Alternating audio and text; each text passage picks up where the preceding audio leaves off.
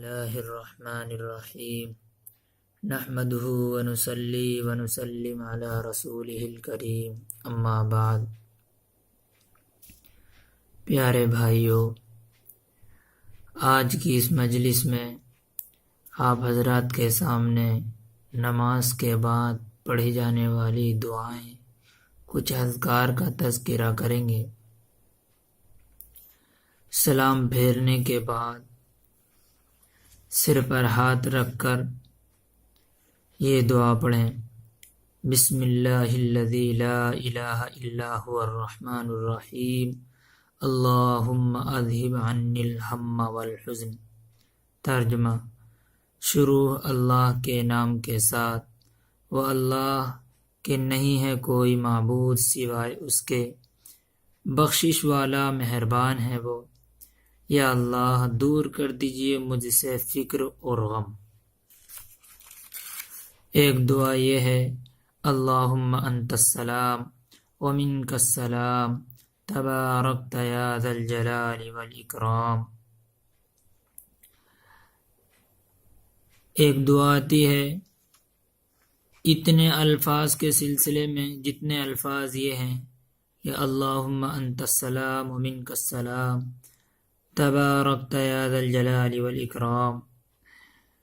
ان الفاظ کے متعلق یہ کہا گیا ہے کہ یہ الفاظ آقا نامدار جناب احمد مجتبیٰ محمد مصطفیٰ سرکار دو عالم صلی اللہ تعالی علیہ وسلم سے سنے گئے ہیں، آپ سے منقول ہیں، اور ایک ان الفاظ کے ساتھ کچھ الفاظ کا اضافہ آتا ہے، وہ یہ ہے: اللہم انت السلام ومنک السلام وإلیک یرجع السلام حینا ربنا بالسلام وادخلنا دار السلام تبارکت ربنا وتعالیت یا ذا الجلال والاکرام۔ یہ جو الفاظ، ان میں جن الفاظ کا اضافہ ہے، ان کو بعض لوگوں نے یہ کہا ہے کہ یہ الفاظ کسی قصہ بیان کرنے والوں نے اضافہ کر دیا ہے، لیکن عام طور پر پڑھے یہی الفاظ جاتے ہیں، الفاظ صحیح ہیں۔ البتہ نماز کے بعد اللہم انت السلام ومنک السلام تبارکت یا ذا الجلال والاکرام، اور اس کے بعد ایک دعا: اللہم اعنی علی ذکرک وشکرک وحسن عبادتک، یہ الفاظ پڑھنے ہیں، اور یہ دعا بھی پڑھنی ہے۔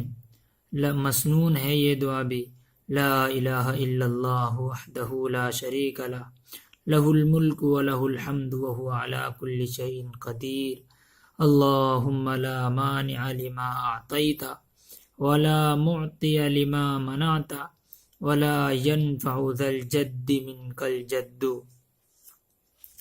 یہ الفاظ مسنون ہیں، اور ایک روایت میں آتا ہے، بخاری شریف کی روایت ہے کہ نماز پڑھنے کے بعد، ہر نماز کے بعد 33 مرتبہ سبحان اللہ، 33 مرتبہ الحمدللہ اور 34 مرتبہ اللہ اکبر پڑھا کرو۔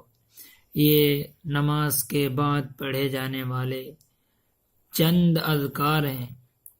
اللہ تعالی ہم سب کو ان سب اعمال پر، افعال پر عمل کرنے کی توفیق عطا فرمائے، آمین۔ وآخر دعوانا الحمدللہ رب العالمین۔